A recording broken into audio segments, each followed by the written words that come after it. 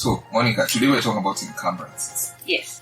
And what those are, how they affect the process of transfer and registration of property in the 2x4 in Kenya. So, maybe first question would be what an encumbrance is. What is an What the hell encumbrance? is an encumbrance? So, before I give my definition, tell me, what is an encumbrance? Just the word encumbrance. What does it mean? To encumber is to constrain, as I understand the word, is to stop, to attempt to stop, to place an obstacle in the place of something happening.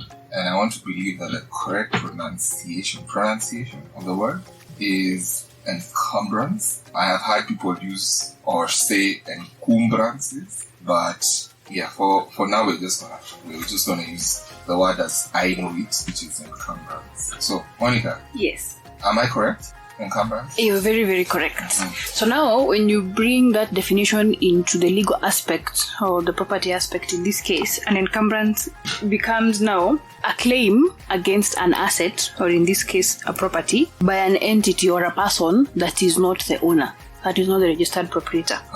Yes. And it was that party. Good. So in essence, we can call them third party rights. Third party. Yes. So a third party is placing an encumbrance to stop the vendor from doing something or other with his own property. Is that even legally possible? Yes. That is why we have these things, we call them encumbrances. They're very legal. The process is actually it's like a transfer because it is registered against the title. So you honestly cannot do anything against it unless the said encumbrance is lifted. So okay, let's talk about the types of encumbrances. Maybe you can take us through that before we really delve into how they operate and how we need to go about transferring property that has encumbrances.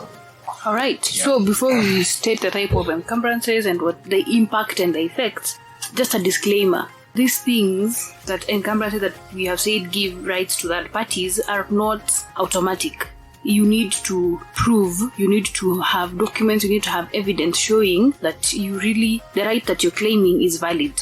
That it's not a malicious action. You're not trying to hinder someone from enjoying their property for malicious reasons. Okay. So you have to prove you have a responsibility as a person who is applying for the caution or for the encumbrance to convince the court or the registrar that your right is actually valid. So another disclaimer, or rather another general comment, it's that all these encumbrances have the same mode of putting them and removing them. The only person who can register these encumbrances are the registrar of lands in any locality. Whether it's within the registry where the land is registered. Yes, so the application is made to the registrar. The other person who can issue, or another entity that can issue this registration is the court. You can make an application to the court to instruct the land registrar to put an encumbrance in your favor. So now the court will have validated your right, the right that you're claiming to be valid and to be very sincere. Then they will issue an order that the same be registered in your favor. So the same